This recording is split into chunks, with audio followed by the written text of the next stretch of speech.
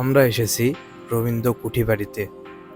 এখানে রয়েছে বিখ্যাত সব মানুষদের ছবি, চিত্রকর এবং ভাস্কর্য।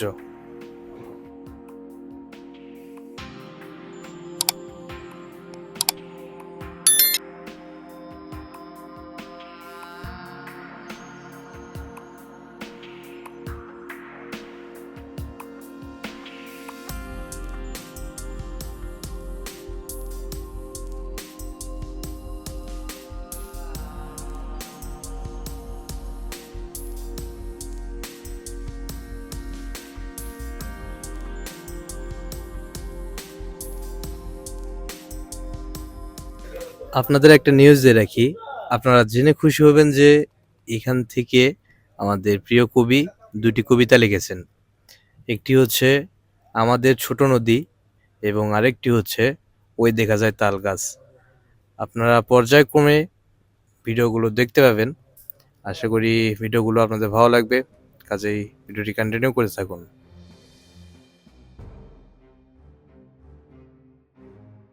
তো এই হচ্ছে আমাদের রবীন্দ্রনাথের কুঠিবাড়ি। এখানে তিনি বিশ্রাম নিতেন। এটা ছিল তার জলঘর। এখানে জলচৌকি বা আরও বসার অনেক আসবাবপত্র আছে।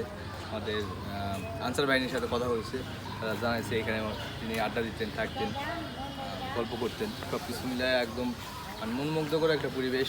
গাছ, বিশাল বড় বড় গাছ, পাশে একটু পাশে পার্ক আছে। এখানে আনসার বাহিনীর গ্রুপ আছে, ক্লাব আছে। তো এই মিলে সব মিলে এখন দেখার চেষ্টা করবো আপনাদের পুরো জায়গাটা।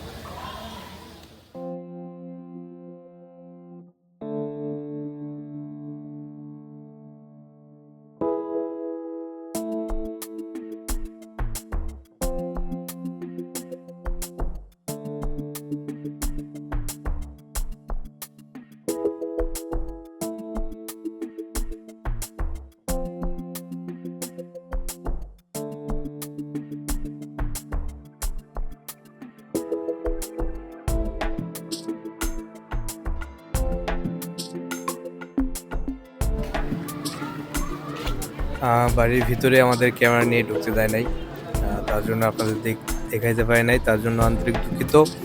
এবং আপনাদের আমন্ত্রণ রইল, আপনারা আসবেন, দেখবেন, কবির অনেক স্মৃতিময় দৃশ্য দেখতে পাবেন।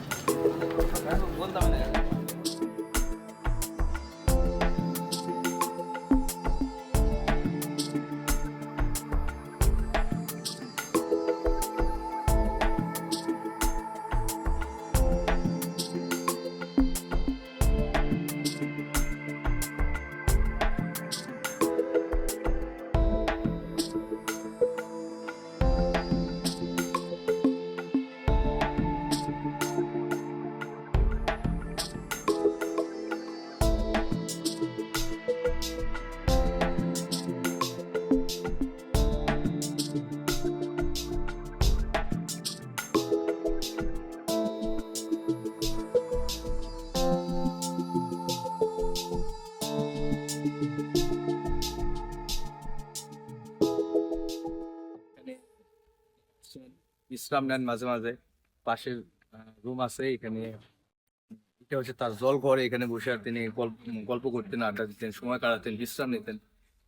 সব মিলে এখানে খুব সুন্দর একটা জায়গা, ভালো লাগার মতো জায়গা। দৃশ্যও ভালো, সবকিছু মানে আরেকটু আগে আসলে, আমরা 5টার সময় আসলে আমরা ভিতরে ঢুকতে পারতাম, কিন্তু আমাদের আসতে আসতে একটু লেট হয়ে গেছে। দ্যাটস ওয়াই আমরা ঢুকতে পারি নাই।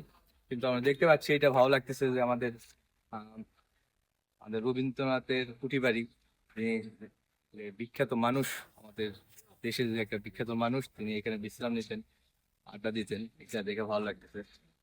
তো ভিতরে ঢুকতে পারলে আরো একটু ভালো লাগতো।